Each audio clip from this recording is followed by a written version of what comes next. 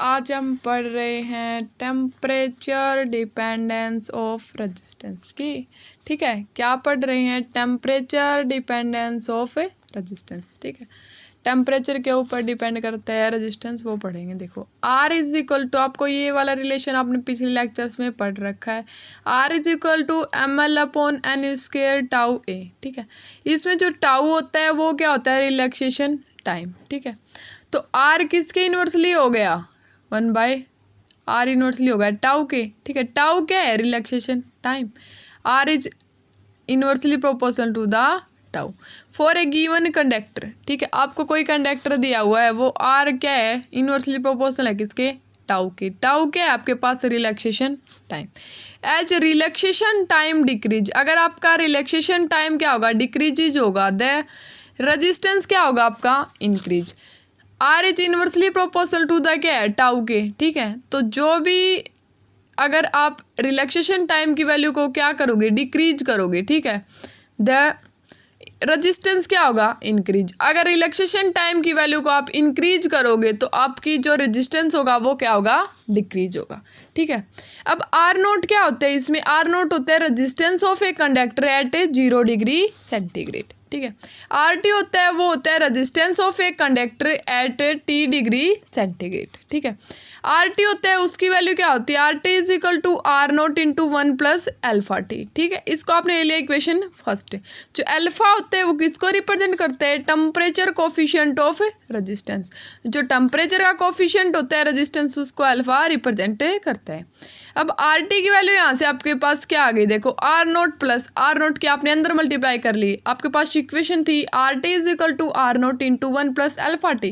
ठीक है, R naught के आपने अंदर मल्टीप्लाई कर लिया, आपके पास क्या हो गया? RT is equal to R naught plus R naught into alpha T. अगर आप यहाँ से अल्फा की वैल्यू निकालोगे तो आपके पास क्या हो जाएगा? RT minus R naught upon में क्या चले जाएगा? R note T. ठीक है, अल्फा क्या होता है आपके पास? चेंज इन रेजिस्टेंस अपॉन में ओरिजिनल रेजिस्टेंस इनटू में राइज इन टेम्परेचर। अल्फा क्या होता है? Change in resistance upon original resistance into rise in temperature. ठीक, इसको रिप्रेजेंट करते हैं टेम्परेचर को। ओरिजिनल रेजिस्टेंस क्या आपका? R note. RT minus R note क्या आपका? Change in resistance. ठीक है, अल्फा रिप्रेजेंट करता है change in resistance upon original resistance into में राइज इन टेम्परेचर। जो यूनिट ऑफ अल्फा होती है वो क्या होती है? पर कूलम्ब या फिर और पर kelvin.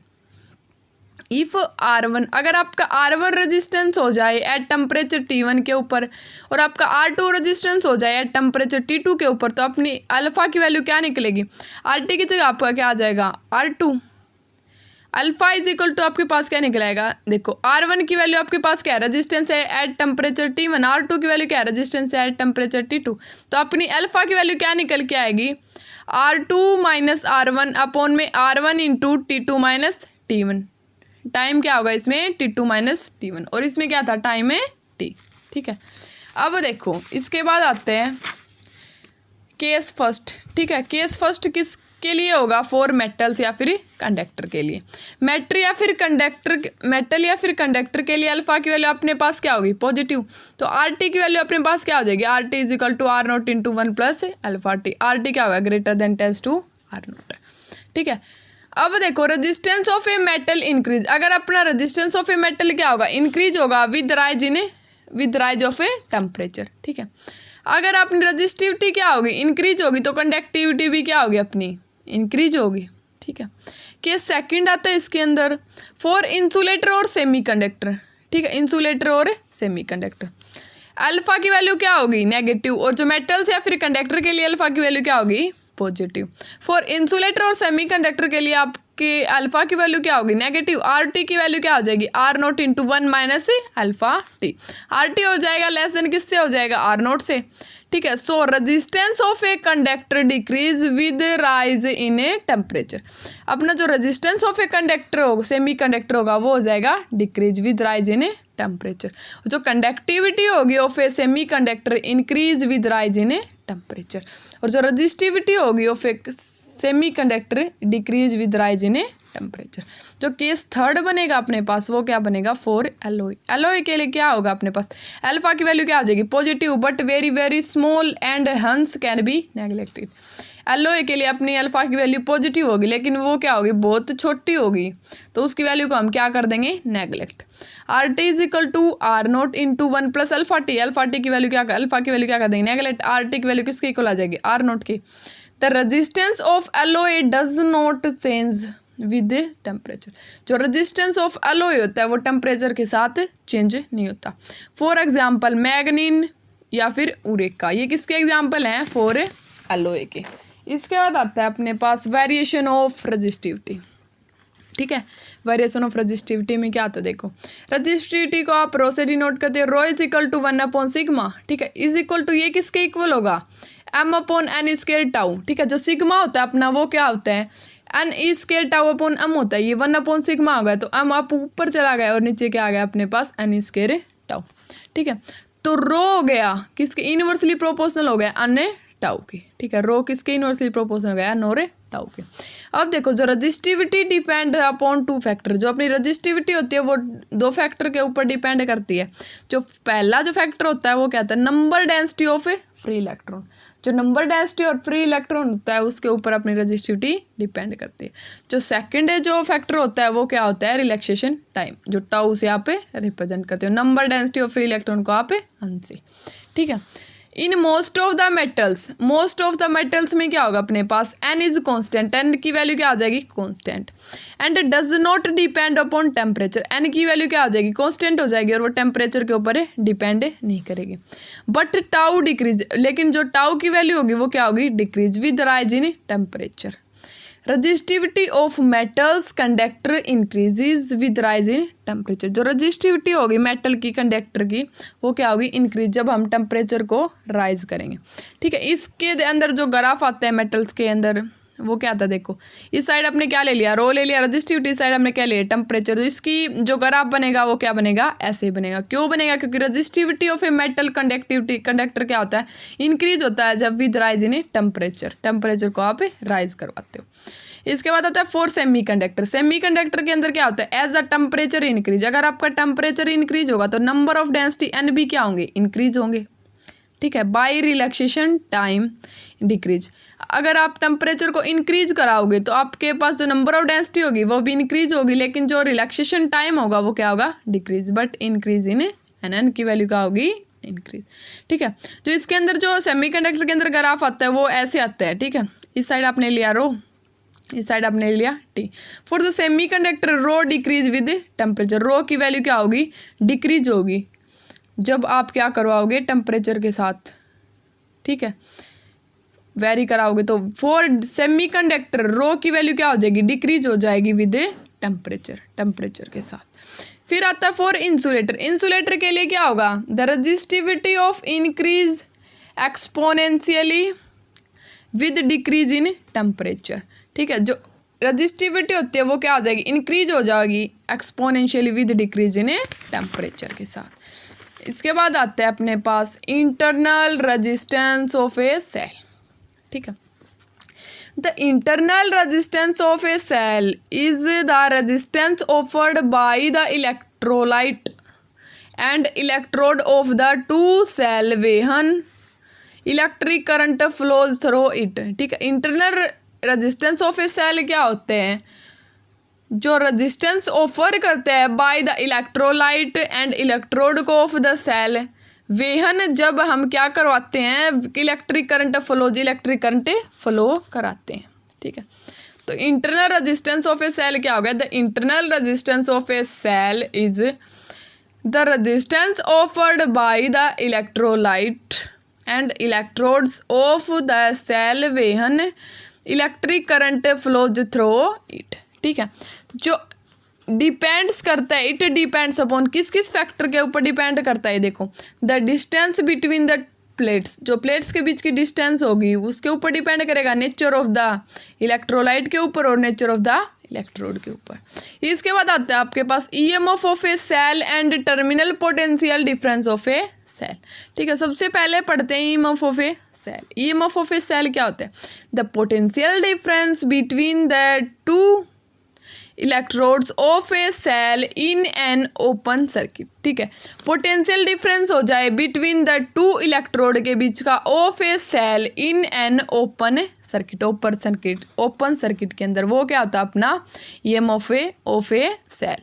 When current is not being drawn from it is called EMF of a cell. वो क्या आता है अपना EMF ऑफ ए सेल। इसके बाद आता है terminal potential difference. Terminal potential difference क्या होता है? It is the difference of potential between the two electrode के बीच का पोटेंशियल डिफरेंस हो of a cell is a close circuit. Close circuit के अंदर जो potential difference between two electrode होता है वो क्या होता है अपना terminal potential difference. The terminal potential difference of a cell is always less than the EMF of the cell in a closed circuit। जो क्लोज सर्किट के अंदर जो अपना टर्मिनल पोटेंशियल डिफरेंस होगा वो क्या होगा?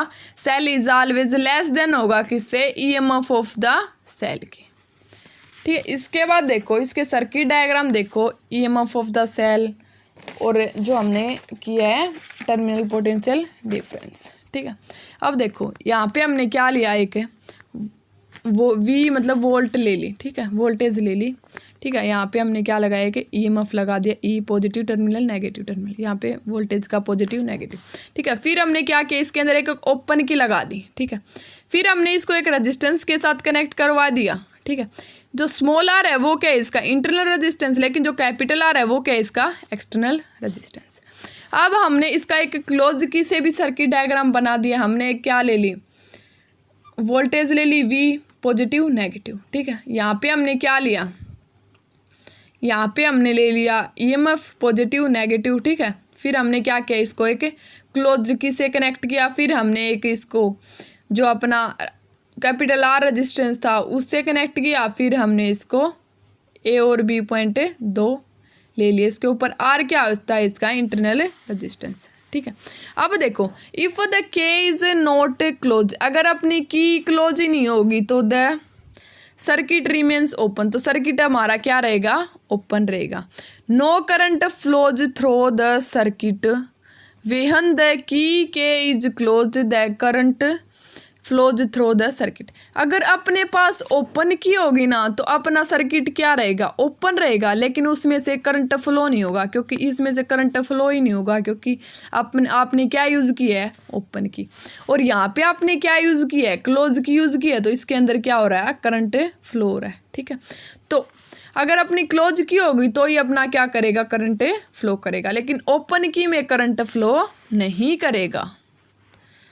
ठीक है, total resistance of the circuit, total resistance of the circuit R मतलब जो बाहर वाला अपना रेजिस्टेंस था, और internal resistance small R plus R। Magnitude of the current, magnitude of the current किसके इक्वल होगा? EMF of the cell upon total resistance. EMF of the cell आपने क्या यूज किया है? E। ठीक है, टोटल रेजिस्टेंस क्या है? R अपना बाहर वाला रेजिस्टेंस, स्मॉल R अपना अंदर वाला, तो R प्लस R। ठीक है, E क्या है अपना? EMF of the cell. ठीक है, अब potential difference across the internal resistance वो क्या आएगा? R is equal to IR। ठीक है, according to definition of terminal potential difference, terminal potential difference की जो डेफिनेशन बताती है आपको वो क्या बताते हैं? V is equal to E minus IR। ठीक है, इसके बाद देखो अगर आप I की वैल्यू को 0 पुट कर दो, ठीक है, V is equal to E minus IR। ठीक है, V is equal to E, I की 0 पुट किया तो V की वैल्यू किसके इक्वल आ गई? E। अब आपको पता है कि आपका ओम्स लॉ क्या होता है? V is equal to IR। ठीक है, ओम्स लॉ क्या होता है? The potential difference is directly proportional to the current, V is directly proportional to the I। फिर आपने क्या किया? प्रोपोर्शनलिटी कांस्टेंट का साइन हटाया, आपके पास क्या है? Resistance, V is equal to IR। R क्या आपके पास? Constant is known as resistance. V is equal to IR, आप यहाँ से I की वैल्यू निकालोगे तो आपके पास क्या आ जाएगी? V upon R। From equation first, आपके पास इक्वेशन फर्स्ट देखो क्या ये? V is equal to E minus IR, ये क्या आपने इक्वेशन फर्स्ट। ठीक है, इक्वेशन फर्स्ट में आप क्या करोगे? आप वैल्यू पुट कर दोगे किसकी? R is equal to E minus V upon I आ जाएगा। देखो इक्वेशन फर्स्ट में अपने पास क्या था? V is equal to E minus IR था। ठीक है, यहाँ पे आपने क्या किया? R is equal to E minus V upon I. Equation first से हो जाएगी। इक्वेशन फर्स्ट हमारी क्या है, V is equal to E minus I R. ठीक है, तो आर की वैल्यू यहाँ से निकालोगे इक्वेशन फर्स्ट से तो क्या आ जाएगा, ई माइनस वी अपॉन आई। ठीक है, ई माइनस वी अपॉन आई है। ठीक है, इसको v इज इक्वल टू आप क्या लिख सकते हो, आई आर लिख सकते हो। ठीक है, तो यहाँ से आप इसको ये भी लिख सकते हो E minus V upon R into में आर। आपको पता आपका ओम्स लॉ क्या होता है, v is equal to I R. ठीक है, इसके बाद आता है difference between EMF and potential difference. जो ईएमएफ होता है और पोटेंशियल डिफरेंस के बीच में जो डिफरेंस होते हैं वो क्या क्या होते हैं, देखो EMF of the cell, it is the maximum value of potential difference between the electrode of a cell in the open circuit. ये क्या होता है, ईएमएफ ऑफ द सेल क्या होता है, it is the maximum value होती है किसकी, पोटेंशियल डिफरेंस होता है between two electrode of a cell in a open circuit. लेकिन जो अपना पोटेंशियल डिफरेंस होता है वो क्या होता है, it is the potential difference between two point in A close circuit. Potential difference होता है किसमें, टू पॉइंट्स के बीच में, वो किस में होता है, क्लोज सर्किट में। जो सेकंड डिफरेंस होता है वो क्या आता है, it is the independent of the resistance and nature of the electrode and electrolyte of a cell. जो ईएमएफ ऑफ द सेल होता है वो इंडिपेंडेंट होता है किसके, रेजिस्टेंस के and the nature of the electrode and electrolyte of the cell. ठीक है, जो पोटेंशियल डिफरेंस होते हैं वो it depend upon the external resistance of the circuit. वो किसके ऊपर डिपेंड करेगा, external resistance of the circuit. जो थर्ड डिफरेंस आता है इट इज़ ए केस। ये क्या है, एक केस। लेकिन जो पोटेंशियल डिफरेंस है ये क्या है अपने पास, इट इज़ एन इफेक्ट। जो फोर्थ डिफरेंस आता है इनके अंदर वो क्या आता है, the term EMF is under for the source of electric current. लेकिन जो अपना पोटेंशियल डिफरेंस होता है is measured between the two points of the electric current. किसको मेजर करते हैं, potential difference is measure between any two points of the electric circuit. Electric circuit के अंदर जो दो पॉइंट्स के बीच का जो पोटेंशियल होता है उसको रिप्रेजेंट करते हैं। इसके बाद अपने पास जो नेक्स्ट टॉपिक आता है वो आता है ग्रुपिंग ऑफ सेल्स। ठीक है, ग्रुपिंग ऑफ सेल्स में सबसे पहले देखो सेल इन सीरीज। आपने सेल किस में होंगे, सीरीज में। ठीक है, आपने क्या लगाया, एक ईएमएफ ई और आर लगा दिए। ठीक है, ई आर कहाँ तक लगा दिए, ईएमएफ और जो रेजिस्टेंस है वो कहाँ तक लगा दिया आपने, अन सेल तक लगा दिए, 1 2 3 एंड अप टू सोन। फिर आपने क्या किया, इसको एक्सटर्नल रेजिस्टेंस से कनेक्ट किया और फिर आपने एक क्लोज की से कनेक्ट किया। ठीक है, इसके अंदर एक करंट की डायरेक्शन ये वाली होगी। ठीक है, इसमें आपने एन सेल से कनेक्ट कर दिया, क्लोज की लगा दी। ठीक है, if N cells each of EMF E. ठीक है, आपके पास क्या है, एन सेल्स हैं, ईच ऑफ ईएमएफ क्या है आपके पास, E. And internal resistance, internal resistance क्या है आपके पास, जो अंदर वाला रेजिस्टेंस है वो क्या है, small R connected in series. ये आपके पास कहाँ किस में कनेक्टेड है, सीरीज में, क्योंकि आप कौन सा टॉपिक पढ़ रहे हो, cell in series. The total EMF of the circuit, जो total EMF of the circuit होगा वो अपने पास क्या होगा, ई प्लस कितने टाइम्स हो गया, अन टाइम्स हो गया, तो किसके इक्वल आ जाएगा, अन ई के इक्वल। टोटल इंटरनल रेजिस्टेंस आप अगर काउंट करोगे तो अपने पास क्या आएगा, आर डैश को आप टोटल से रिप्रेजेंट करोगे, R plus small R plus small R plus small R कितने टाइम्स हो जाएगा, N times is equal to N R. Total resistance of the circuit किसके इक्वल आ जाएगा, आर प्लस आर डैश, क्योंकि जो अपना इंटरनल रेजिस्टेंस था वो आर डैश से डिनोट किया है, जो एक्सटर्नल रेजिस्टेंस था वो आर से डिनोट किया। ठीक है, आर प्लस आर डैश हो जाएगा। ठीक, आर डैश की वैल्यू आपने पुट कर दिया आर प्लस एन आर। ठीक है, जो इलेक्ट्रिक करंट निकलेगा वो अपने पास क्या निकलेगा, EMF of the cell upon total resistance. EMF of the cell कितनी टर्न्स है, एन है ना, इसमें एन सेल यूज करे तो N E upon R plus N R. R plus N R क्या है, अपना टोटल रेजिस्टेंस, क्योंकि आर आप यूज करे जो अपना एक्सटर्नल रेजिस्टेंस है वो, लेकिन एन आर क्या है अपना जो टोटल इंटरनल रेजिस्टेंस, तो आर प्लस एन आर। ठीक है, केस फर्स्ट, आर क्या होगा आपका, ग्रेटर देन होगा एन आर से। आई की वैल्यू क्या आ जाएगी, एन ई अपॉन आर। अगर आप यहाँ से एन की वैल्यू निकालोगे तो E upon R, N times the current due to single cell. N times current क्या होगा, सिंगल सेल में। ठीक है, इफ़ आर क्या होगा, लेस देन होगा किससे, एन आर से, तो आपके पास क्या होगा, I is equal to N E upon N R. N से एन आपका कैंसिल हो जाएगा, आपके पास क्या बच जाएगा, I E upon R. Is equal to current due to single cell only. Current किस में होगा, इसमें सिंगल सेल में। So combination is not a useful. इसमें जो अपना कम्बिनेशन लोगे वो क्या होगा, नॉट ए यूजफुल।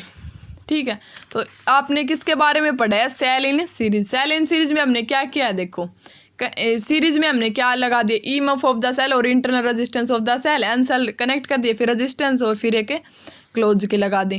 फिर internal resistance R dash, total कितने हो गए, एन आर हो गए। टोटल रेजिस्टेंस अपने पास क्या हो गया, जो एक्सटर्नल रेजिस्टेंस और जो इंटरनल रेजिस्टेंस था वो आर प्लस एन आर हो गया। आई किसको, इलेक्ट्रिक करंट किसको रिप्रेजेंट करता है, EMF upon total resistance N upon N R. फिर आपने केस किए।